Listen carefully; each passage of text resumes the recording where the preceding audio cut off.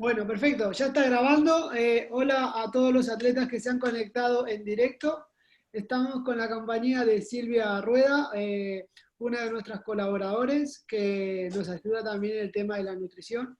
Muchísimas gracias, Silvia, por ayudarnos, por darnos información importante en estos momentos complicados para todos. Así que bueno, bienvenida y desde el Club Probante queremos dar las gracias. Cuando quieras, arrancamos. Pues, ¿se me escucha bien? ¿Todo el mundo me escucha? Sí, perfecto. Perfecto, genial. Bueno, una pequeña presentación mía, simplemente eso, comentaros como estaba diciendo Rafa, mi nombre es Silvia Rueda Rivas, soy nutricionista. Como podéis ver aquí, bueno, también soy psicopedagoga. Os cuento un pelín mi currículum para que tengáis una idea. He trabajado en nutrición ortomolecular y yo también ahora llevo lo que es toda la base de lo que es el PNI, no sé si habéis oído hablar de ello, de la psiconeuroinmunología. Es un método diagnóstico, es una manera de ver al ser humano como de una forma más integral, bastante más holística, y de hecho la visión que os quiero dar hoy sobre el tema del aumento de peso, la inflamación y estrés, que es el tema que tratamos hoy, justamente tiene un poco esa manera de ver integrada a la persona en toda su totalidad, ¿vale?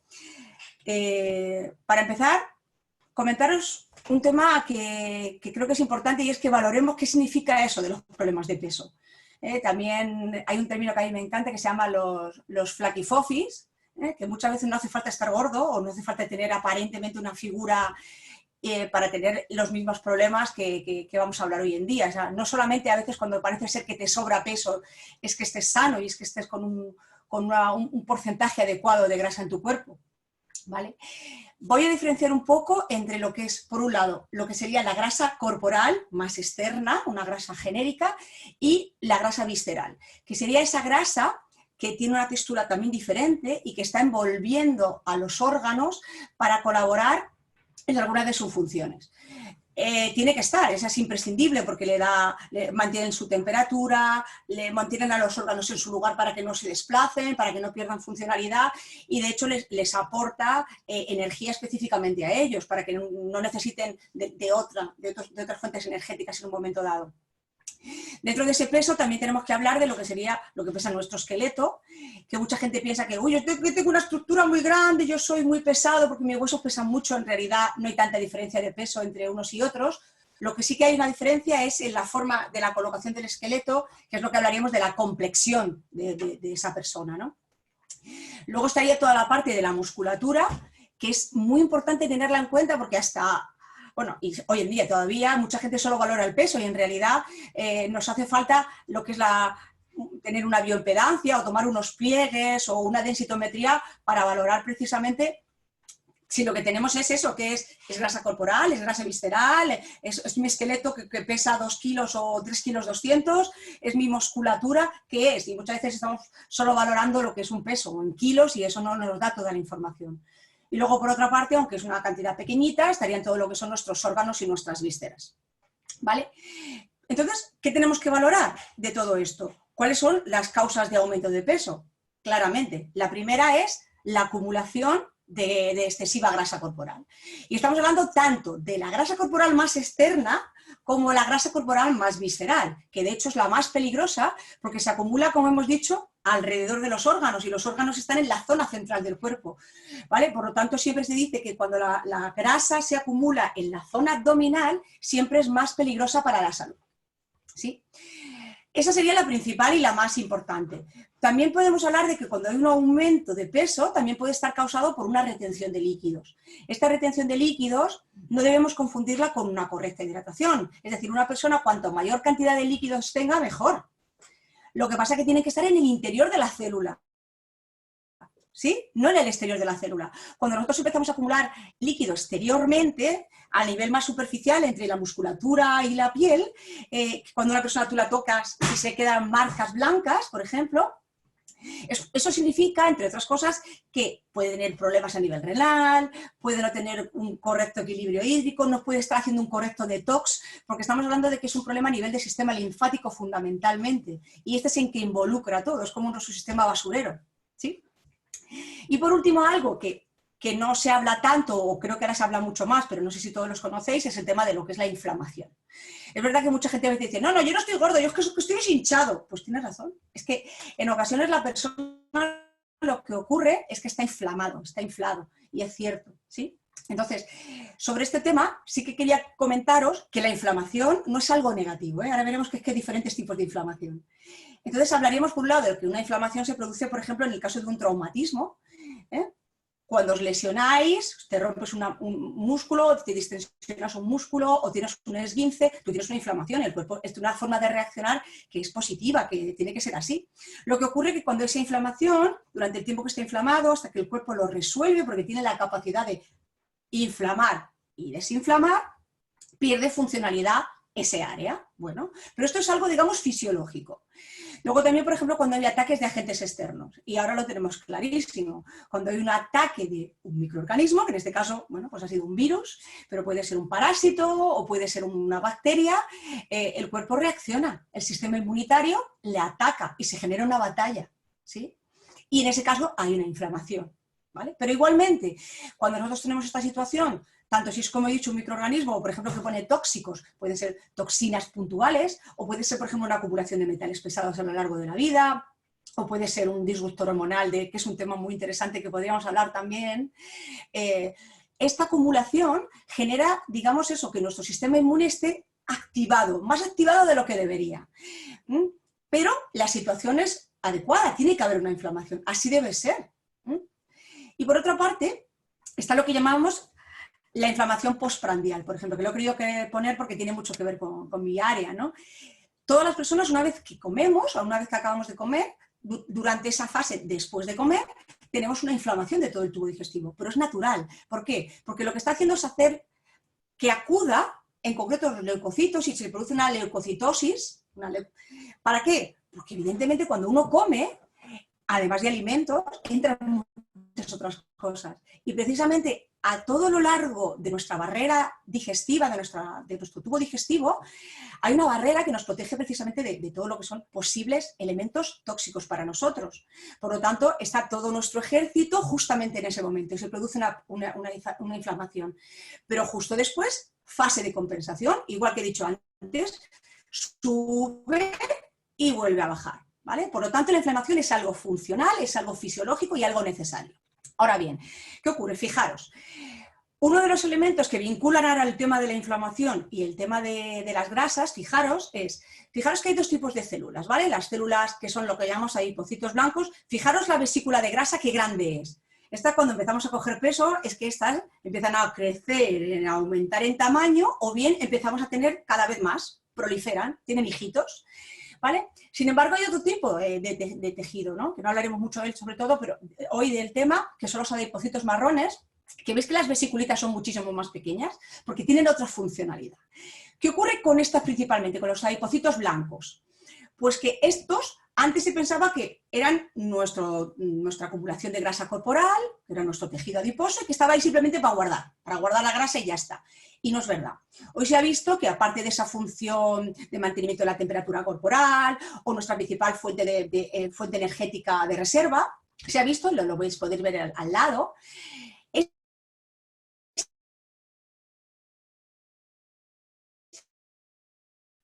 Hola Silvia, no te escucho, ¿estás ahí? Este tejido tiene vida. O sea, ¿no se oye? ¿Hola? Mira, la última parte no se ha escuchado, se escuchó entrecortado, no sé si podrías repetir. ¿Dónde? ¿Dónde estoy? ¿En el tejido Yo te adiposo? escuché cuando estabas comentando de la vesícula grasa, que se creía que antes era solo para acumular la grasa, pero ahora se ha demostrado que es para otra cosa, y ahí ya te perdí. Vale, perfecto. Pues lo que comento es que el tejido adiposo no es solamente una acumulación, sino que segrega una serie de sustancias con una función muy importante a nivel corporal. Si os fijáis, hay una que pone resistencia insulínica. Supongo que todos conocéis la insulina. La insulina es una hormona que segrega el páncreas, que es la que nos hace tener la capacidad de utilizar la glucosa como fuente energética. Imaginaros la importancia que tiene. Pues justamente cuando hay una gran acumulación de grasa, lo que empieza a suceder es que esta grasa interfiere en esta capacidad de la insulina de hacer su función y se genera una resistencia a insulina. Es decir, yo fabrico insulina, pero que es la llavecita que abre la célula para que la grasa entre en el tejido que necesite energía y proporcionárselo, no funciona, ¿vale? Esto es lo que llamaríamos básicamente una diabetes tipo 2. Pero al mismo tiempo se segregan también ese tejido, segrega unas sustancias que son proinflamatorias, que se llaman citoquinas, como la interleuquina 6, ¿vale? Que son muy, muy potentes y que lo que están haciendo es generando como una inflamación constante. Es decir, no es como la inflamación anterior aguda, que es subo, soluciono el problema y vuelvo a bajar. No, esto es como segrego, segrego, segrego, segrego, segrego, segrego, pero nunca acabo. ¿Por qué? Porque mientras que se mantenga esa capa de grasa, esa cantidad de grasa excesiva, y me está diciendo, por favor, necesito que me la quites, que yo esto no lo quiero tener, ella va a seguir segregando esto, porque es una alerta. Fijaros que es como la alerta de que hay un problema. Entonces, se queda mantenida. Esto hace que también se pierda funcionalidad y empiezan a segregar dos sustancias de las que voy a hablar ahora, que se llaman leptina y grelina, que son estas, ¿veis? Y que son hormonas muy importantes. Fijaros, la grelina es la que genera la sensación de hambre, ¿vale? Se activa más o menos a partir de las 3 o 4 horas después de haber terminado de comer para indicarte que ya es un buen momento para volver a comer. ¿Y qué pasa? Que cuando hay una gran acumulación de grasa, esta grelina se segrega, pero igualmente tiene una resistencia. Por lo tanto, es como que tú dejas de sentir si tienes hambre o no tienes hambre, ya no sabes diferenciar. Por lo tanto, hay personas que no tienen la sensación y por lo tanto nunca comen cuando deberían, o lo contrario, la que se inactiva es la leptina, que es la que suprime el apetito, y son esas personas que están siempre comiendo, aunque no lo necesiten. ¿Vale? Por lo tanto, estamos agudizando el problema, porque cuanto más comas, más grasa acumulas y más interferencias hay. ¿Veis? Fijaros que es una desregulación hormonal vinculada simplemente con la acumulación de grasa y la inflamación. ¿Sí? Espero que por aquí vayamos todos bien, que no nos perdamos. Súper interesante, me parece el tema, muy bien. ¿Sí? Genial. Bueno, pues os voy a explicar lo que se llama esto. Esto se llama inflamación de bajo grado, también se llama inflamación silente, o en inglés es muy famoso el low grade inflammation, con el que hoy en día vais a ver que se relaciona con muchísimas enfermedades. Fijaros que la inflamación es una inflamación sistémica, no es un sitio concreto, no es el tobillo en un esguince, no es el estómago después de comer, no, es todo el organismo, ¿vale? Se caracteriza porque hay una elevación muy importante de esas citoquinas inflamatorias y están como yo qué sé, como si hubiera un montón de ladrones constantemente por el cuerpo y la policía, que es nuestro sistema inmune, está persiguiéndonos, pero está persiguiendo algo irreal, porque en realidad no hay un peligro real. Nuestro peligro es nuestra grasa acumulada, nada más, no es un agente externo, ¿sí? Y además empieza a infiltrarse una serie de macrófagos. ¿Qué quiere decir? Que empieza a haber un sistema inmune que no está bien regulado, que este es otro tema muy interesante que podríamos hablar algún día sobre la regulación del sistema inmunitario. El sistema inmunitario no tiene que ser ni debilitado ni excesivamente exacerbado, porque si no tendríamos una persona con el sistema inmune bajo, llega cualquier virus y se va. O está tan exacerbado que está generando inmunidad, es decir, está autoatacándonos, que eso es lo que está ocurriendo, por ejemplo, en el caso del COVID-19, con muchísima gente joven. Sabéis que afecta más a gente más mayor, está afectando a gente joven porque tiene un sistema no regulado y entonces se está, digamos, que autoatacando. Eso es lo que está pasando mucho con gente joven que está siendo atacado por el virus y sí está teniendo unas consecuencias negativas, ¿vale? Entonces, en este escenario inflamatorio, ¿vale? Fijaros, no hay una lesión concreta, no hay una pérdida de funcionalidad específica, se hace mucha gente pruebas de todo tipo y no, es que usted no tiene nada.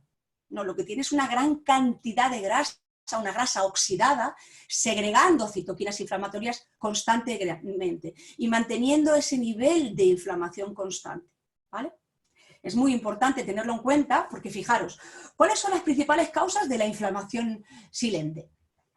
Dieta hipercalórica. En sí misma, es decir, ¿sabéis cuál es el gran secreto del anti-aging? El llegar joven y estar más sano cuando vas cumpliendo edad. Dieta baja en calorías. Comer justo o un poquito menos de lo que necesitamos. Eso es lo que necesitamos. Cuanto más comas, cuando tenemos dietas hipercalóricas, sobre todo en los casos de aquellas personas que no se mueven, ¿vale?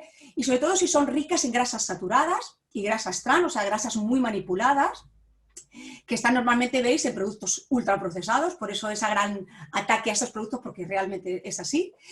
Esos hidratos de carbono refinados, que no tienen la misma funcionalidad y se acumulan, y hablo por ejemplo del jarabe de glucosa o el jarabe de fructosa, que se acumula en muchos productos.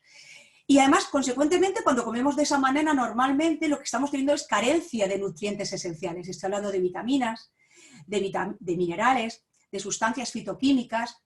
Estoy hablando de grasas de la gama del omega 3, por ejemplo, o de calidad proteica. Generalmente, ¿qué ocurre? Como demasiado y encima de lo que necesito, no lo estoy tomando suficiente. Otra de las principales causas, y fijaros que está vinculada una con otra, el exceso de peso. Por lo que hemos dicho justo anteriormente, porque el aumento de peso, el exceso de peso por acumulación de adipocitos generará una resistencia a la insulina, que provocará una diabetes tipo 2 y que empezará de nuevo, porque la diabetes tipo 2 hará que cada vez estés más gordito y cada vez más resistencia y no se acaba, ¿vale? Con todas las consecuencias que supongo que conocéis de tener una diabetes, que son muchísimas, porque es otra enfermedad sistémica y que también es autoinmune en el caso de los niños, pero en la tipo 2 no lo es. ¿Sí? Por último, penúltimo, hablaríamos de los hábitos tóxicos. Cuando hablo de hábitos tóxicos, claro, el tabaquismo, el consumo de drogas, pero ojo, cuidadito con el consumo de medicamentos, que son drogas, y que estamos utilizando a veces sin necesidad. Y podríamos hablar mucho también sobre qué medicamentos son necesarios y cuáles no son necesarios. Hay que utilizarlos solo cuando realmente son necesarios, ¿vale? Y dejar al cuerpo que tenga su capacidad de recuperarse. Y dentro de esos hábitos tóxicos, que vosotros no tenéis, claro, porque sois deportistas, está el sedentarismo. Sí, el cuerpo humano ha sido hecho para moverse, es fundamental que se mueva. Y mucha gente no lo hace. La movilización, o sea, cuando uno hace deporte, está habiendo una inflamación, sí señor, pero es una inflamación que se resuelve. Yo me inflamo durante la actividad, pero después con mi descanso, yo reactivo una serie de mecanismos para desinflamarme. Ahora bien, la gente que está siempre sentada, la gente que no se mueve, está generando de por sí un low grade inflammation, ¿vale? Por lo tanto, seguir predicando con el ejemplo y que cada vez más gente haga ejercicio físico porque es fundamental. Y por supuesto, adaptado a cada situación, ¿eh? Que para eso yo siempre digo que uno no se compra unas zapatillas y se va a correr, no. Uno se compra unas zapatillas, empieza a caminar y luego cuando dice, oye, quiero empezar a correr, entonces se apunta a prueba. ¿Vale? Para hacer bien las cosas. Muy bien. ¿No? Para hacer las cosas como deben hacerse. Bueno. Otra cosita, un detalle. Otra de las causas de la inflamación esta de bajo grado es la salud bucal. Lo debo como un toque ahí de atención para los que estáis escuchando, porque hay veces que hay gente que dice, me duele mucho aquí, me duele mucho allá, siempre tengo agujetas, siempre estoy... Solamente por descartarlo, valorar que pueda ser un poquito una pequeña inflamación silente vinculada con una periodontitis. Una muy buena revisión de tu boca y una muy buena revisión de tus pies, porque hay un vínculo directo entre los pies y la boca, puede ser el causante de que no te recuperes de muchas lesiones, ¿vale? Por lo tanto, una buena revisión bucal es fundamental, ¿vale? Y por último, que era el tema que veíamos hoy, era el tema del estrés y la falta de sueño.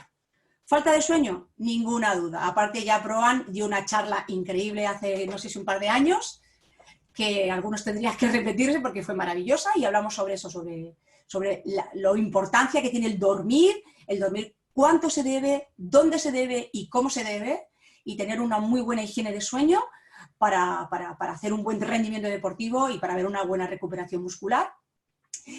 Entonces yo me voy a centrar en el tema del estrés. Y vuelvo a lo mismo que hablaba antes, como la inflamación. No es buena ni es mala, depende cómo se utilice. Entonces, fijaros, ¿cuáles son las consecuencias de la inflamación de bajo grado? Pues casi nada. Fíjate, enfermedad cardiovascular, Alzheimer, enfermedades pulmonares, artritis, demostrado, ¿eh? O sea, absolutamente demostrado que es la principal causa de estas enfermedades. Y luego lo vais a ver el porqué.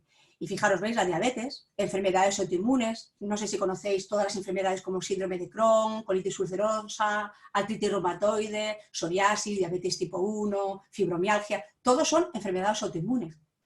Y la base está aquí, en la inflamación, ¿sí? Y claro, cómo no, el cáncer. Entonces, cuando muchas veces dicen que ha tenido cáncer, bueno, habrá que analizar muy en profundidad qué es lo que hay en su vida que ha causado el inicio de todo esto. Porque nuestro sistema inmune baja su capacidad, genera una primera célula mutada y si no sigo controlándola y no la acabo con ella, esta se reproduce. ¿Vale? Y este es el origen del cáncer. El cáncer no se hace en un día, ¿eh? El cáncer tarda 15, 20 años en hacerse.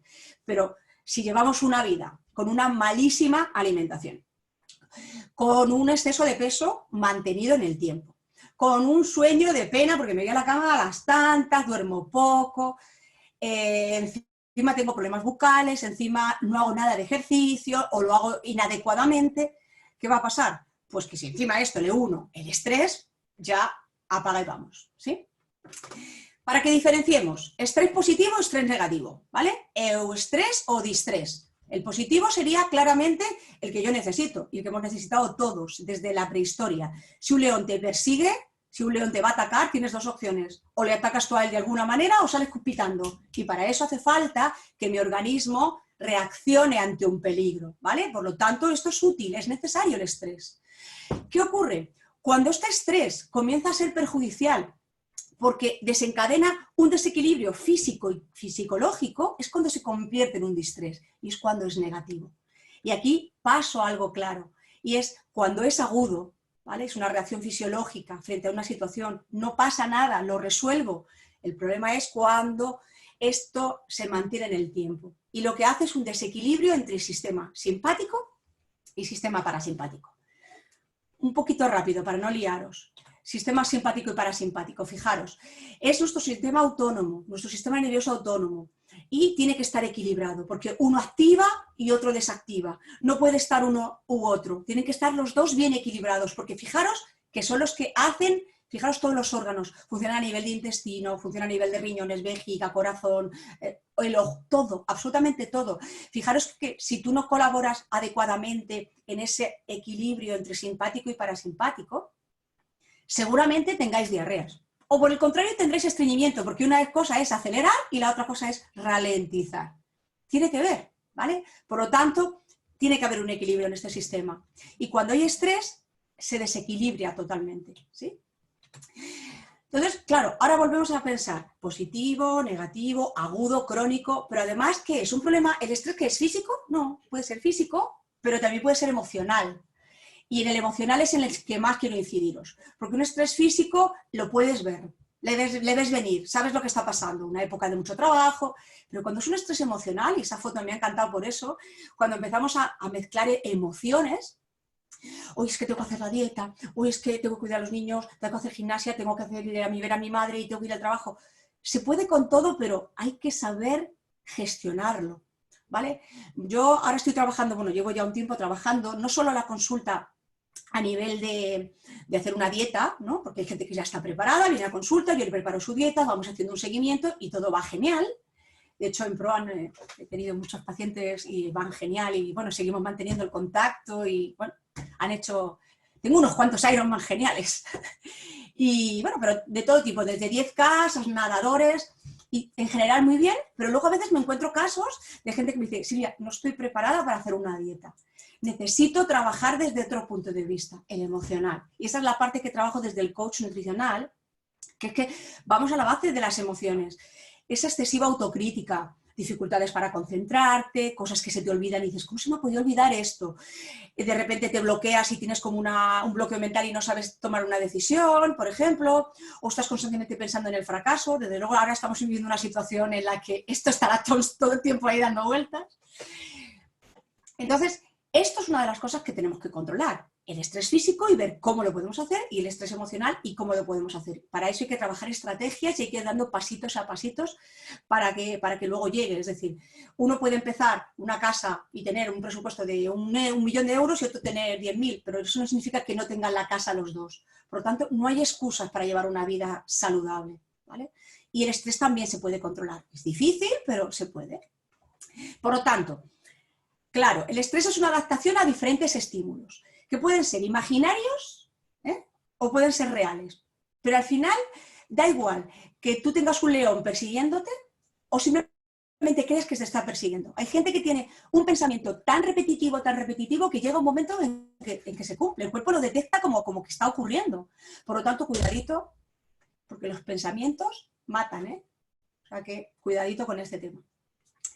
Cuando tú repites, ¿ves?, una asociación de fenómenos estereotipados, y da igual cuál sea la causa, las consecuencias son las mismas, ¿vale?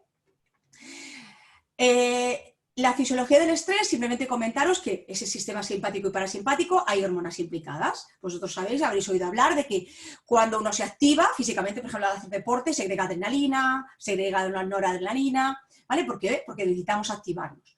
Posteriormente dejamos paso y mantenemos la situación del cortisol, que es la que nos mantiene activos, pero más controlada, porque solo con adrenalina nos daría un paro cardíaco, ¿eh? Llegaría un momento que el corazón petaría, ¿vale? Pero luego tenemos que volver a la calma. Yo siempre digo que a la gente cuando no quiere hacer ejercicio es, pues no comas, porque no te lo mereces. Y me dicen, que radical. Digo, no, es verdad, soy muy radical, no es así. Pero el cuerpo necesita tener una necesidad. Cuando uno se cansa, quiere descansar. Lo que no es normal es descansar cuando uno no está cansado. Y lo que no es normal es comer cuando uno no tiene hambre. Hemos olvidado cómo se come. ¿Por qué? Porque hemos olvidado la sensación del apetito, ¿sí?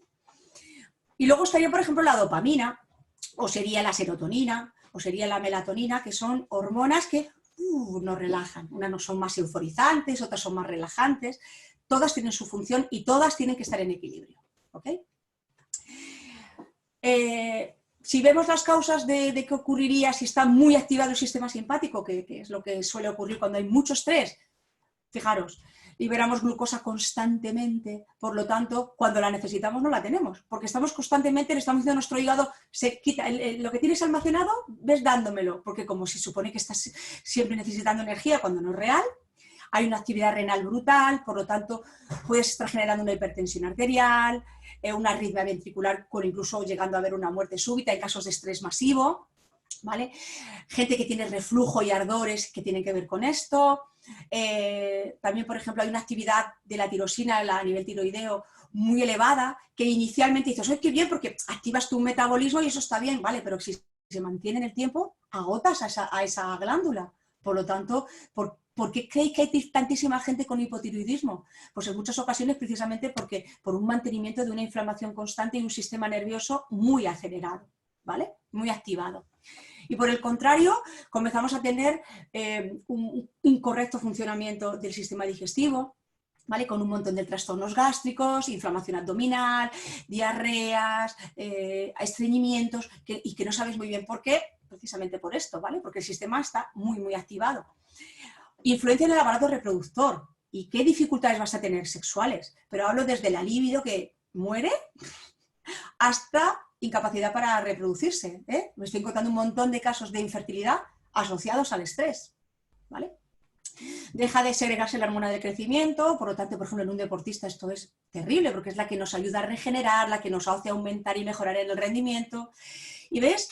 Las hormonas que también no funcionan, porque esas todas bajan. ¿Por qué? Porque han subido las anteriores, han subido adrenalina, noradrenalina y cortisol. Y por último, fijaros, pérdida de la eficacia del sistema inmunitario. Por lo tanto, como un mensaje tonto, si estamos viviendo ahora mismo una situación muy complicada en la que hay un virus ahí que nos quiere atacar a todos y encima nuestro sistema inmunitario está mal, no nos vamos a defender. Por lo tanto, aunque sé que es muy difícil y yo soy la primera que me cuesta, pero hay que intentar gestionar el estrés, mantenerlo a raya. Y por eso también hacer ejercicio en casa, por ejemplo, y seguir entrenando es fundamental porque haremos y bajaremos y nos relajaremos, ¿vale? Simplemente comentaros, ¿qué podemos hacer para evitar el estrés? Evidentemente, hay que mejorar la dieta, eso no cabe la menor duda. ¿Con pasitos más cortitos o entrando directamente a hacer una dieta más a fondo? Sí, pero las dos situaciones valen. Alejando elementos tóxicos con esa pequeña revisión, o sea, eliminando lo que es la inflamación de bajo grado en lo posible, pero luego tenemos herramientas en nuestra mano. Yo, por ejemplo, lo que me suelo dedicar, porque yo soy, ya lo veis, muy nerviosa, yo tengo el sistema simpático que lo tengo que estar todo el rato ahí bajando a la tierra, son como respiraciones profundas, visualizaciones guiadas, que pueden ir muy bien, por ejemplo, antes de irse a la cama, o justamente después de haber entrenado, mientras estás estirando, aprovechar las respiraciones conscientes para volver a la calma, esas son súper útiles. O si das un paso más allá, pasaremos a meditación o al mindfulness, que creo que hoy en día es fundamental. Otro elemento importante es que a veces, una vez que hemos cambiado la dieta, vemos que tampoco estoy al tope, vale, ¿qué me falta? Bueno, a lo mejor hay veces que hay cosas que son carenciales por miles de razones. Bueno, pues ahí ya iremos a los suplementos nutricionales, a la utilización de la fitoterapia. Hablaremos también, por ejemplo, de la técnica de la liberación emocional que se hace con acupresión. Os voy a enseñar 2 puntitos para bajar el estrés. Y cosas también que se pueden hacer, pues el baile. El baile, y bueno, lo está escrito aquí, el baile como un elemento que no metemos como actividad física, pero actividad física os puedo asegurar que es. Y por supuesto la actividad deportiva, fundamental. Que no sea extenuante, es decir, que nosotros lleguemos a ese punto en el que sea, uy, he mejorado, pero no estoy destruido. Porque ahí podríamos entrar en otros síndromes que ya también podríamos hablar en otro momento. La risa, el sentido del humor, reírnos, la risoterapia también es fundamental para controlar el estrés crónico. Y por supuesto, como estaba comentando antes, si veo que a pesar de todo esto no llego, bueno, pues valorar tratamientos psicológicos tradicionales o meterlos más en PNL, que es programación neurolingüística, terapia conductual, terapia breve, o lo que os digo, el coach nutricional tiene lo positivo de que no te sientes con la presión de tengo que hacer dieta, no, es tengo que tratar una serie de objetivos que tengo que mejorar, porque yo sé lo que tengo que hacer, pero no sé cómo hacerlo. ¿Vale? Por lo tanto, creo que eso también es importante. Fijaros, nada, simplemente para que lo podéis ver en internet, buscarlo si queréis, son 2 puntos. Uno es justamente aquí, ir apretando durante 1 minuto con fuerza y soltarlo y hacerlo varias veces repetitivas mientras que respiras. Y en la parte más externa, al lado del meñique, justo debajo, en la base de la muñeca, y es presionarlo y realmente funciona. Esos momentos que estás un poco acelerado y es pararte 2, 3 minutos, 4 minutos, es muy, muy interesante para bajar un poco ese estrés nocivo del que hablábamos. Y bueno, eso es todo. Muchas gracias por vuestra atención. Espero que haber descubierto algo nuevo para vosotros. Y bueno, ahí os dejo mi teléfono y mi correo por si tenéis alguna duda y queréis escribirme o lo que queráis. Silvia, muchísimas gracias, súper mega interesante. Ahora, si te parece, vamos a abrir las rondas de preguntas Sí, claro. de los atletas, así que cuando puedas, si puedes dejar de compartir pantalla, así te vemos tu cara y vemos la cara de los Un atletas. segundito acá que voy. Esto acá. Ahí va, perfecto. Ahí está, buenísimo.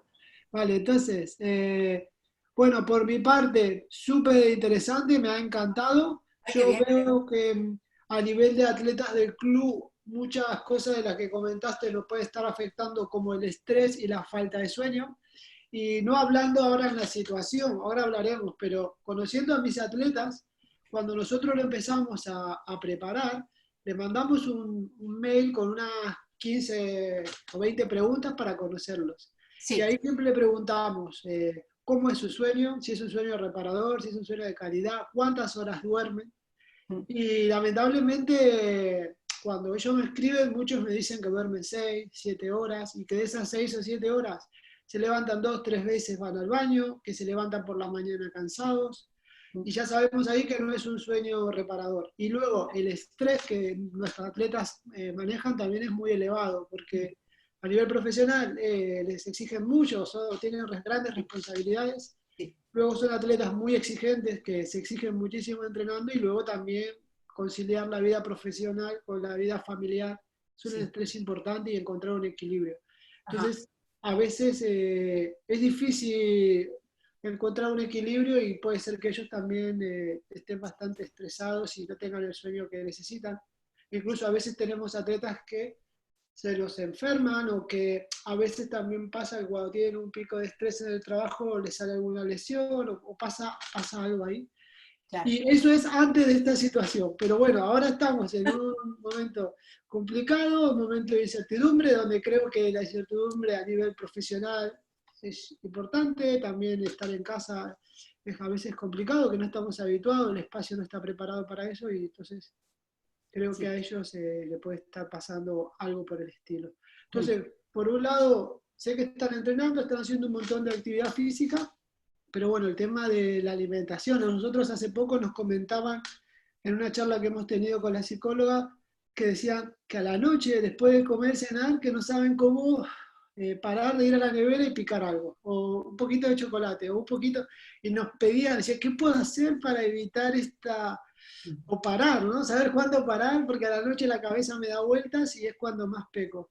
Así que bueno, esas son las cosas que yo veo, no sé qué recomendación me puede dar al respecto por el tema este que te comenté. Y luego también comentarte que este domingo vamos a hacer una clase de relajación, vamos a utilizar la técnica de Jacobson para darle recursos y herramientas a ellos para momentos complicados del día, que puedan recurrir a esa cápsula, hacer sus respiraciones, hacer su visualización, hacer su clase de relajación e Muy bien. introducirlo en esa mecánica que le puede venir bien. Claro. No, no, genial, me parece genial. Y lo que tú dices, yo me lo encuentro cada día. Es decir, sobre todo, creo que tiene que ver con dos cosas fundamentales. Una es que esto es un horror, lo que estamos viendo ahora es un horror, evidentemente, pero a veces hay que ver las oportunidades incluso en los horrores. Y es, yo lo he dicho, lo escribí justamente en el blog, el otro día en mi blog de la ESA, que ahora estoy más prolija porque tengo más tiempo, y comentaba justamente, vamos a ver, estás en tu casa, es tu entorno, es tu palacio, es el lugar en el que tú tienes que crear ese lugar perfecto para ti. Porque otro tema sería poder controlar situaciones alimentarias incorrectas cuando uno está de fiesta o con gente. Pero tú allí estás con la gente que quieres, que se supone que es o tú solo, o tu mujer, o tu compañero, o tu hijo. Son situaciones en las que si tú ya sabes lo que quieres, ahora es el momento, porque ahora no puedes bajar en cualquier momento, irte al bar y tomarte una cervecita. Ten en tu casa eso que no sea un pecado. O ten solamente alguna cosita por algún momento que te quieres dar un pequeño capricho, porque ¿por qué no? Te lo puedes permitir. Y otra cosa es que en tu casa comiences a ponerte excusas. No, porque tengo un niño, no, porque tengo tal. Tu niño tampoco lo necesita.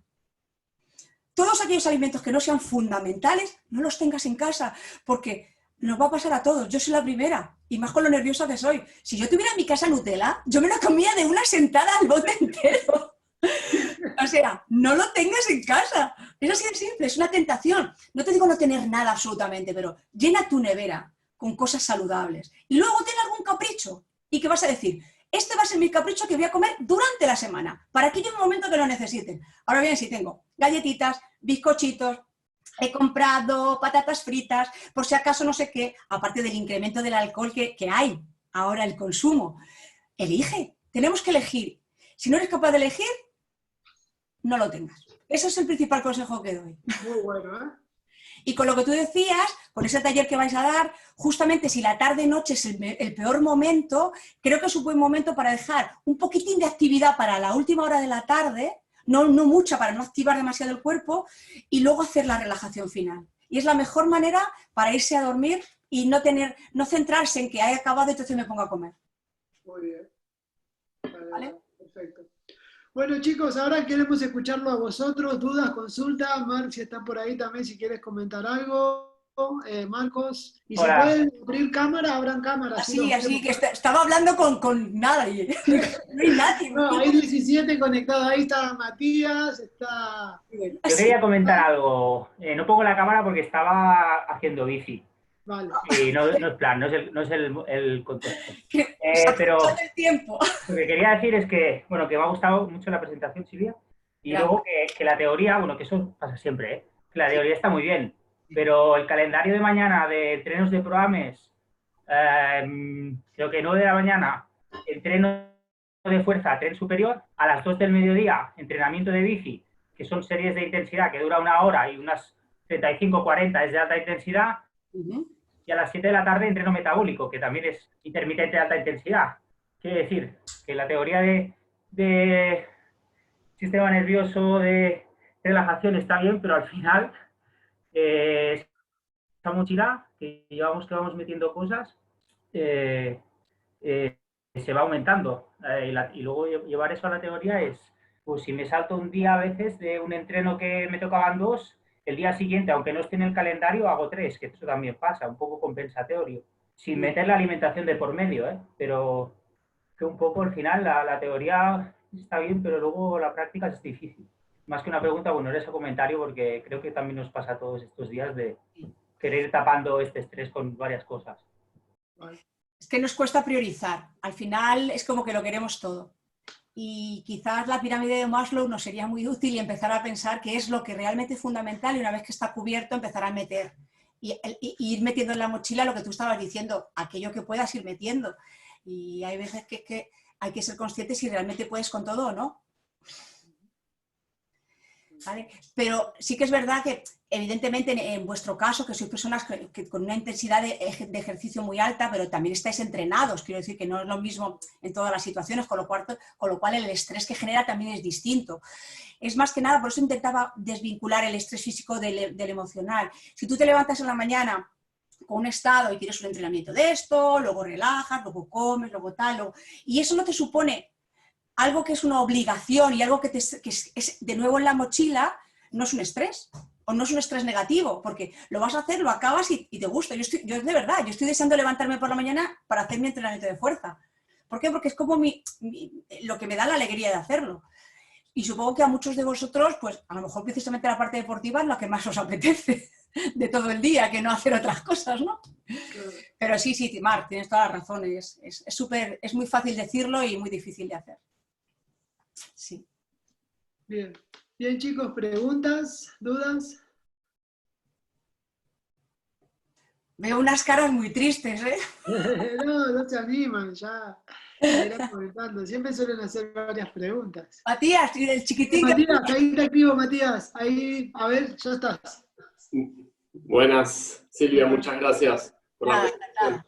Aprovecho para consultarte a nivel de la cafeína en el día a día, incluyendo, bueno, nosotros los argentinos que tomamos mate, un poquito, porque no la mencionaste mucho, o creo que no la mencionaste, y cuál es tu opinión al respecto. Mira, con el tema de la cafeína no he querido hablarlo porque las últimas notificaciones que yo tengo, o las últimas informaciones, cada vez está más vinculado con el tema genético. Es decir, hay personas que tienen una capacidad de adaptación a la cafeína que incluso es positiva. Por eso a veces cuando hablo con las personas que entrenan, en ocasiones utilizamos cafeína porque es un muy buen recurso. El tema está en que efectivamente uno no puede todos los días hacerse un test genético y saber qué tolerancia tiene a la cafeína, ¿vale? Pero sí que es un poco ir observándose, ¿no? Sobre todo en eso, es decir, evidentemente la cafeína puede ser positiva, sobre todo cuando el consumo nos excede de entre 3 y 4 tazas al día, ¿vale? Esto hablaría de si fuera cafeína en una bebida, o si estuviera hablando de una cafeína en una barrita, o si estuviera hablando de una cafeína en el mate o en el té. Es decir, no es acumulativo, tienes que ir separándolo. Y al final es eso, es decir, lo que se ha observado es que hasta 2 tazas, casi la mayoría de la población es capaz de tolerarlo sin que genere un efecto nocivo, siempre y cuando no haya trastornos gastrointestinales. Eso es otra historia, ¿eh? Y también dependiendo de los momentos en que se toma. Se ha observado, por ejemplo, que no tiene por qué generar estrés el café, igual que no genera hipertensión el café. Es decir, el café te hace una subida de tensión, pero baja, ¿vale? Con lo cual no es lo mismo que el estrés, o sea, no tiene el mismo efecto. Por lo tanto, lo que sí que yo me preocuparía es, ¿tengo problemas de sueño? Vale, reduzco el consumo de café, seguro, y valoro. Porque hay gente que no es café dependiente, igual que no es sal dependiente la hipertensión. Pruébalo, ponlo en diferentes horas del día y ponlo sobre todo cercano a la actividad deportiva, porque ahí sí que te va a funcionar como lipolítico, como activador de tu capacidad de utilizar la grasa como fuente energético, y una vez que la has utilizado no queda el mismo residuo. ¿Vale? Entonces, no sé si te he contestado. Sí, muchas gracias. No. Sí, quizás, no sé si tienes algo. A ver, yo personalmente no tengo ningún problema de sueño, más bien lo contrario. Vale. Pero sí, si hay algún indicador más allá del sueño en el que tú puedas decir, bueno, si sientes, no sé, X, quizás es que estás un poco pasado. Yo porque con lo del mate a veces es difícil cuantificar, ¿no? Porque no tenemos la taza de café o... Claro. A ver, en el caso del mate tendría que mirármelo bien en detalle porque no es lo que más suelo recomendar, aunque yo lo he tomado alguna vez, pero no lo conozco mucho. Pero sí que se podría intentar valorar es la cantidad que pueda tener una matera y cada vez que cambies lo que es la hierba. Entonces ahí podríamos valorar en ese sentido, más que el agua que tú le puedas ir incorporando cada vez, que al final va sacando pero no saca tanto, igual que pasa con el té, pasa un poco lo mismo. ¿Vale? Pero al final cuando se habla de una taza se está refiriendo a la cantidad que tú obtienes de una cantidad de hierba concreta. ¿Sí? Cosas que también puedes notar para el tema de que pueda ser el café un estimulante excesivo, también puede ser, por ejemplo, cuando tienes hormigueo, cuando de esas sensaciones que te dan como pequeños calambres, o cuando tienes mala recuperación, por ejemplo, cuando tienes agujetas durante demasiado tiempo. ¿Sí? Dolores de cabeza también puede ser una... Lo que pasa que es eso, que no es fácil de valorar precisamente, pero esos pueden ser detalles que puedas notar. ¿Cuántas tazas tomas tú? En general de café. Te diría que 2 tazas por día y dependiendo del día hay veces que tomo mate y otros días que ni tomo. Pero bueno, no noto ningún problema, pero bueno, es sabido que uno no tiene que abusar de la cafeína y por eso te lo consultaba. Claro. Yo más que ya, a ver, estamos hablando de lo que te he dicho, entre 2 y 4 tazas, o 2 de café y 2 o 3 mates al día. Es decir, en general la mayoría de la gente lo tolera bastante fácil porque la dosis está considerada que no es peligrosa. Es a partir de ahí, gente que puede tomar 5, 6, 7 cafés al día. Entonces, ahí es donde empezaríamos a valorar que hay gente que las tolera, hay gente que las tolera muy bien. Y es ahí donde empezaríamos a ver sintomatología, como la que te estaba comentando. Vale, muchas gracias. Nada. Bueno, chicos, ¿más dudas? Yo tengo una pregunta. Sí, Andrea, ¿qué tal? ¿Qué tal? Primero un comentario, me ha parecido muy, muy interesante toda la parte de la inflamación y tal. No conocía muchas cosas que has explicado, ¿no? Me ha parecido muy interesante. Y luego tengo una pregunta relacionada con lo de los dientes, ¿por qué los dientes están relacionados con las lesiones? Porque he tenido una lesión muy larga, digo, a ver si tengo que ir más al dentista o lavarme mejor los dientes, yo qué sé.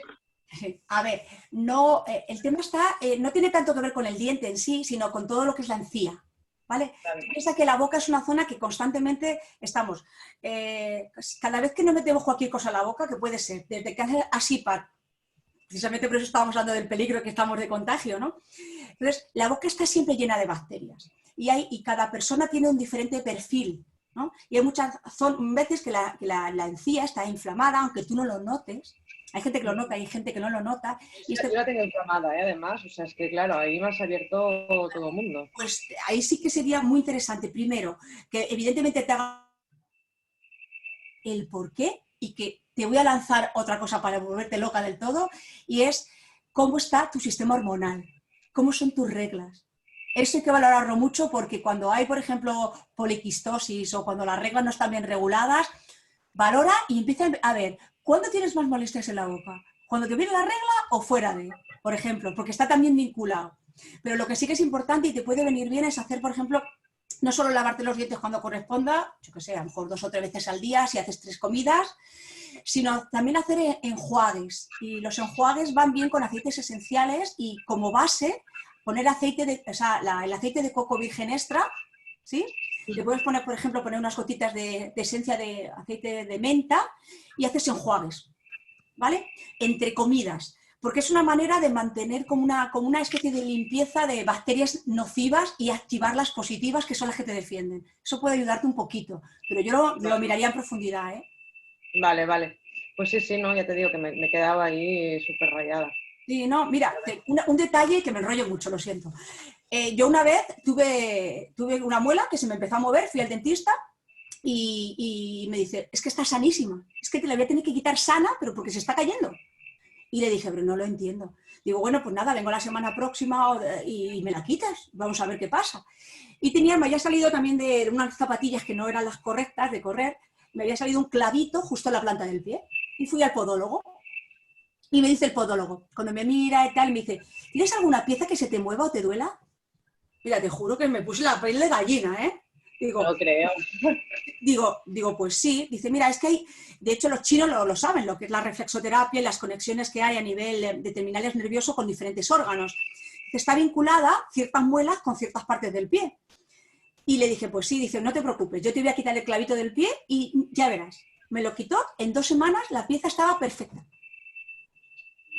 O sea No que... sé si hay conexión, ¿no? De alguna forma. Hay conexión. El cuerpo es un tema holístico, es un tema que está vinculado, es encontrar dónde está la conexión. Entonces, cuando la gente me va preguntando detalles, yo no lo sé todo, ojalá, Dios mío, ojalá lo supiera, pero por lo menos dar inputs de decir, oye, ¿por qué no te vas al endocrino? Porque yo creo que tiene que ver con esto. Oye, ¿por qué no te...? Ahora, ahí el problema es que ya se complica todo, ¿no? Porque claro, digo, yo la lesión de la rodilla, pues yo pensaba, puede estar relacionada con la cadera, pero claro, si puede estar relacionada ya con los dientes, pues claro, se me complica el tema, pero bueno, sí, es mirarlo, claro. Es otra manera, o sea, siempre se trata, cuando sobre todo es el aparato locomotor, lo primero que se trata es la parte más externa, evidentemente, que no haya un desequilibrio, tratamiento con fisios, con osteopatía, correcto descanso para que el músculo se recupere, correcto sueño para que tengamos el detox nocturno y luego podamos filtrar todos los residuos metabólicos y haya una recuperación correcta.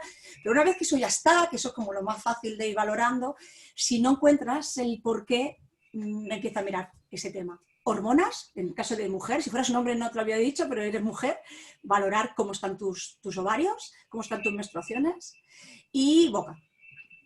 Sí. Vale, pues muy bien, muchas gracias. Nada, encantada. ¿Andrea, eres? Sí, Andrea. Sí, Andrea.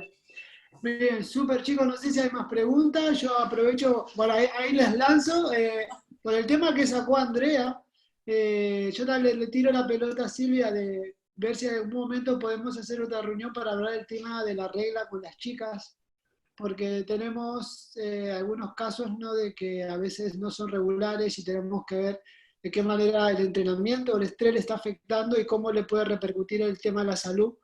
Así que sería interesante ese tema también de desarrollarlo. ¿Sí, vale.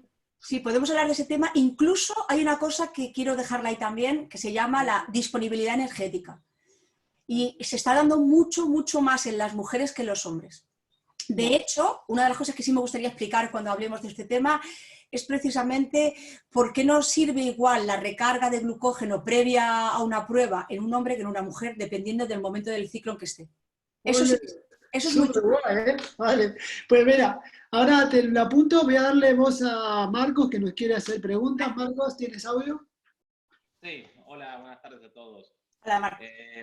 En un momento hablaste de no darse cuenta cuánta comida necesita uno, que a veces siente necesita más comida de la que realmente necesita y otras veces pasa lo contrario. En caso de no tener problemas de peso, de mantener un peso siempre constante, ¿cómo podrías darte cuenta que está pasando esto? Vale, a ver, sobre todo cuando hay una resistencia a grelina y a leptina, normalmente sí que está vinculado con gente que tiene sobrepeso. Sí, suele estar bastante vinculado. O incluso no tiene sobrepeso, pero es la zona del abdomen, justo esta parte de aquí, el Michelin. Y dices, estoy bien, pero ahí siempre tengo grasita. Esa es una grasa inflamada. ¿Vale? Entonces, esa puede ser el origen del problema. ¿Vale? En los deportistas, que normalmente la mayoría no tenéis muchos problemas de peso o no deberíais, sí que es verdad que la diferencia para valorar qué es lo que te falta es, por ejemplo, hacer tanto para bebida como para comida algún ayuno. Para un ayuno, ayunar, dejar de comer. Dejar de comer para que empezar a escuchar al cuerpo. O sea, no hay nada como que nos confinen para descubrir lo maravillosa que es la libertad, ¿no? Pues lo mismo es con el tema de la comida. Cuando una persona entra en ese bucle de que hay veces que no tengo nada de hambre y otras veces mucha, es que al final los nutricionistas somos los primeros que nos equivocamos. Intentamos regular las comidas cuando en realidad deberíamos comer cuando realmente el cuerpo tiene apetito, ¿no? Pero es tan complicado esto que a veces lo que hay que hacer es un poco educar a tu cuerpo, adaptándote a la fisiología. ¿Para qué? Para que tú, dentro de esa norma de vida, luego tú la pongas cuando corresponde y no nos obsesionemos. Es decir, sobre todo cuando no hay apetito. Si tú, por ejemplo, llega un momento que dices, es que no tengo hambre, pues no comas. O sea, no hay que obligar al cuerpo, porque hay que empezar a escucharle y la única manera de que él te hable realmente cuando lo tiene es que tú le dejes hablar. A veces no comer, a veces hacer un ayuno te demuestra qué está pasando. Y te descubres como el agua. Hay gente que no bebe y yo he llegado a hacer privarles, decirle, no te voy a dejar beber. ¿En serio? Como no bebes, pues ¿para qué? Pues ya no te lo voy a prohibir. Pero no te voy a prohibir que comas nada que tenga líquido. Y claro, la gente se vuelve loca. ¿Sabes? Cuando te lo quitan es cuando empiezas a decir, ostras, lo necesito. Por lo tanto, creo que esa puede ser una de las maneras, y otras también encontrar tu perfil. A lo mejor tú estás siguiendo, por la vida que nos toca vivir, unas reglas de unos horarios concretos y no se adaptan a tus necesidades. No sé si habéis oído que tenemos diferentes personalidades, ¿no? Está el delfín, está el león, no sé si habéis oído hablar de esto. ¿No? Eso es muy interesante también. Y porque no todos somos iguales. Hay como un 50% de la población que sí que tiene un sueño que está regulado por los horarios que tenemos sociales, pero hay gente que no. Hay gente que necesita levantarse muy temprano y es muy funcional muy temprano y tiene hambre por la mañana y no tiene hambre por la noche y al contrario. Entonces, esto quizás, Marcos, escúchate un poco cuáles son tus momentos. ¿Cuándo tienes apetito? ¿Qué cosas no te puedes saltar? ¿Qué no me puedo saltar? ¿El desayuno? Es imposible, porque siempre tengo hambre en el desayuno. No, es la cena la que me preocupa. Hay que valorar eso. ¿Cuáles son tus momentos para ver si siempre se repite o es algo aleatorio? No sé si eso... No, más que nada en mi caso es lo que siento es que cuando me termino cansado, siento que tengo que comer más y más y más. No tengo problema de peso, sí, pero a veces lo que sí siento es que quizás comí más. Después me doy cuenta que comí más de lo que necesitaba realmente. Pero sí, no estoy seguro tampoco, quizás sí lo necesitaba. Claro. Es decir, claro, ahí sí que entramos ya en valorar cuáles son tus necesidades concretas. Porque es verdad, cuando tenemos una cultura concreta de lo que es comer, hay gente que ya come de más siempre. Y sin embargo, a lo mejor vienes de otra cultura que en tu casa el plato era justito. Entonces, para ti, a lo mejor comerte, ¿qué te digo yo? 150 gramos de pasta es muchísimo. Y yo tengo chicos y chicas que no se mueven del sofá y se comen 150 gramos de pasta para comer cada día. Y te digo, pero si no lo come un triatleta, ¿qué vas a comerlo tú? Si no... Quiere decir que las cantidades son muy relativas. Entonces, a lo mejor es probable que si realmente no tienes ningún problema de peso ni tienes un problema de sensación de agotamiento, probablemente lo que sí que te recomendaría es que siempre te quedes con un pelín de hambre. Un pelín. Es decir, pares antes de sentirte saciado. Porque piensa que la hormona que nos dice que ya tienes que parar tarda aproximadamente 30 minutos en actuar desde que tú comienzas a comer. Por lo tanto, cuando tenemos mucha hambre y comemos muy deprisa, normalmente no dejamos que esta hormona nos dé la señal. Y cuando ya hemos acabado, ya se nos ha ido la mano. Entonces, comer despacio y comer un poquito menos de la cuenta y esperar a decir, a ver qué pasa. Y pasado un tiempo dices, ostras, que todavía tengo hambre. ¿Vale? Es una manera de escuchar al cuerpo. Yo creo que es difícil eso de acostumbrarnos a quedarnos con un poquito de hambre, porque siempre cuando comemos igual buscamos el punto de saciedad, ¿no? Claro. Pero es buena la idea de quedarse ahí con un poquito de hambre. Claro, ¿qué pasa? Un poquito, es decir, un poquito. Tenía 2 trocitos más, pero los voy a dejar. ¿Qué va a pasar? Si dentro de media hora, 40 minutos después de haber acabado, tú todavía estás ahí diciendo, qué hambre tengo. O sea, sensación de que me comería no una zanahoria. Es decir, una cosa menos apetecible a lo mejor, ¿no? Si aún sigues teniendo ganas, es que realmente a lo mejor lo necesitabas. Pero si pasado ese tiempo ya no tienes ganas de nada, es que no, te ha faltado tiempo para dejar actuar la hormona que te dice, para. Perfecto. Vale. Matías, ¿vos querías preguntar algo? Te doy audio. Espera, Matías. Ahora sí.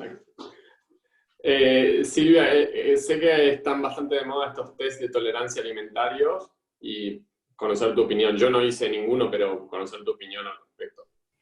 A ver, esto es difícil, ¿eh? Es difícil porque científicamente no está demostrado que realmente sean fiables, ¿vale? O sea, 100% fiabilidad de que tengan una base que podamos valorar, no. Que muchas veces nos pueden dar pistas, sí, a mí me han ayudado. A mí hay veces que hay gente que se lo ha hecho, me lo ha traído y a mí me han ayudado para saber por dónde empezar. Pero también piensa una cosa, yo antes de hacerme un test de este tipo, si tuviera la necesidad, porque noto que hay algo que no me cuadra, empezaría por lo básico, ¿no? Por los alimentos básicos, que estamos hablando de intolerancia al gluten, fructosa, lactosa, sorbitol y histaminas. Porque eso sí que tienen una base científica, ¿vale? Esa prueba te la hacen en concreto, se puede valorar específicamente y tiene fiabilidad. Y a partir de ahí, si todas salieran negativas, entonces ya podemos empezar a decir, ¿me la hago o no me la hago? Lo que pasa es que para mí son quizás demasiado caras todavía como para probar. Porque por probar también puedo llegar y venir a consulta y decir, vale, vamos a detectar los sospechosos habituales, que yo los conozco un poquito mejor, vamos a eliminarlos y vamos a ir reintroduciendo y observando tolerancia. Es decir, nosotros me lo haría sin duda. Los test estos de 250 alimentos. Porque muchas veces el problema simplemente es que, lo que os decía al principio de la charla, de la importancia del tubo digestivo, cuando el tubo digestivo está dañado, por lo que sea, esto es como cuando tú te quemas en verano, ¿vale? El culpable del problema, ¿cuál es? El sol, que te has quemado, ¿no? Pero a ti te pasa la mano a alguien y tú le matas. El que te toca no es el culpable, pero le estás echando la culpa a él de que te duela. Pues esto está pasando mucho con estos test. Si tú, por ejemplo, has tenido un alimento que te está generando una intolerancia, por ejemplo, la lactosa, o por ejemplo el gluten, y eso no lo has eliminado, mañana te tomas el calabacín y te sienta mal. ¿Por qué? Porque reacciona a todo. Yo personalmente no considero que tenga ningún problema alimenticio y te comentaba antes que duermo demasiado bien, preocupantemente bien, pero bueno, siempre uno tiene la inquietud de quizás comer mejor, por ejemplo, y por ese lado que tenía esa inquietud de, bueno, quizás tengo que dejar, bueno, la lactosa casi no la consumo, pero un ejemplo, ¿no? Sí, yo ya te digo, yo, a no ser que tenga alguien con un problema concreto, lo que sí que valoro es lo que yo normalmente intento eliminar, porque yo ya sé que no hace bien en general. Entonces, por eso lo disminuyo, siempre que, pero sin necesidad de hacer una prueba. No te gastes el dinero en eso. ¿Te refieres a la lactosa? No, sobre todo los elementos que ya te estén dando una pista clara. Hay gente que lo tiene claro, entonces sin hacer sin una prueba ni nada los quitamos. Y luego hay otros pues, que hay que valorar. Y el gluten, por ejemplo, no es precisamente de los alimentos que son imprescindibles y que la mínima que haya una mínima sensibilidad, yo lo quito. Bueno, o lo minimizo, no lo quito, lo minimizo. Me acuerdo una vez que tuvimos un atleta que, sí, Silvia, le cambiaste muchísimo el rendimiento con un test de intolerancia, era Víctor Joana. Víctor, sí estaba pensando en él. Chicos, no sabíamos qué le pasaba y fue mandarlo a Silvia a hacerle el test y el chico de correr en el grupo sub 45 se fue al sub 39 en un mes sin cambiar entreno, fue alimentación. Sí. Y nos quedamos de piedra, no podíamos creer. Claro. Pero en este caso, él al principio cuando comenzó la consulta no me lo dijo, porque muchas veces si tú no le das valor, aunque yo te lo pregunte, yo hay gente que le digo, ¿y qué tal vas al baño? ¿Y cómo son tus cacas? Y la gente me mira con cara así, ¿y esta pesada? ¿Qué me cuenta? Porque tú no le das importancia, entonces aunque yo te lo pregunto no le das. Y cuando pasa el tiempo, que es lo que le pasó a Víctor, llegué un momento que le dije, a ver Víctor, no es normal lo que te está pasando. Tú tienes un potencial brutal para que esto te esté pasando. Vamos a profundizar en tu tubo digestivo. Y entonces él mismo tomó conciencia, entonces empezó a escucharse y lo que él pensaba que era lo normal, no era normal. Entonces fue cuando, en ese caso, sí que valoramos hacer la prueba, por lo menos para tener una herramienta por lo que empezar. Entonces quitamos todo y luego fuimos incorporando. Y ahí fue muy bien. Sí. Muy bien. Josep, ¿tienes alguna pregunta? ¡Hombre! ¡Josep María! Espera que te estoy dando audio. Pues no, la verdad que simplemente saludarte, que sigo haciendo la dieta que me pusiste y me va muy bien. Y mira, si me va bien, que me he olvidado, o sea, si te digo la verdad, me he conectado a 1:30. Me he acordado, digo, madre mía, que había la... Porque precisamente estaba comiendo. Es que es la hora. Estaba comiendo y me he acordado, digo, anda. Te cambió la composición corporal, José, de ir a Silvia, ¿no? Te cambió muchísimo, ¿eh? Sí. O sea, incluso a nivel de lesiones. Sí, no te lesionaste, sí, ¿verdad? La verdad, pues sí. Y vamos, pues muy bien. O sea, ya te digo, de momento sigo igual. En casa tengo la báscula, esa que te marca la grasa y todo. Me voy controlando y bueno, muy bien. Súper. Es que además lo que yo siempre digo, que lo importante es encontrar tu camino. Sí. Y nada, estoy haciendo... Y luego ya no me necesitáis. Pues, ¿Y Nieves cómo está? Pues bien, está muy bien. Mira, hoy precisamente ahora se acaba de ir, que hoy tenía pruebas. Vale. Pero bueno. Todo bajo control, ¿no? Como la última vez que hablé con ella, ¿sí? Vale. Sí, está todo bien. Sí. Vale. Bueno, chicos, si no hay más preguntas, ¿hay alguna más pregunta? ¿No? Bueno, Silvia, desde el Club ProAn queremos agradecerte muchísimo por tu tiempo, muchísimo por todo tu conocimiento, nos ha encantado y nos ha dejado ahí con ganas de más, así que tenemos temas importantes que han salido gracias a las preguntas, así que bueno, ya hablaremos personalmente tú y yo para otra intervención, así que muchísimas gracias. Y ya os digo, como propuesta, si hay algún tema específico que a la gente le interese más y mayoritariamente pues sale algo, como lo he dicho, disponibilidad energética o no sé, lo que sea, porque a mí se me ocurren 80.000 cosas, pero a veces a lo mejor solo me interesan a mí. No, lo de las chicas y el ciclo menstrual me ha gustado mucho, es algo importante. Sí. Bueno, pues muchísimas gracias a todos por estar ahí también, ¿vale? Y nos vemos en la tarde en el Metabólico. Gracias. Muy bien. Muchas gracias, Silvia. Nada, hasta pronto.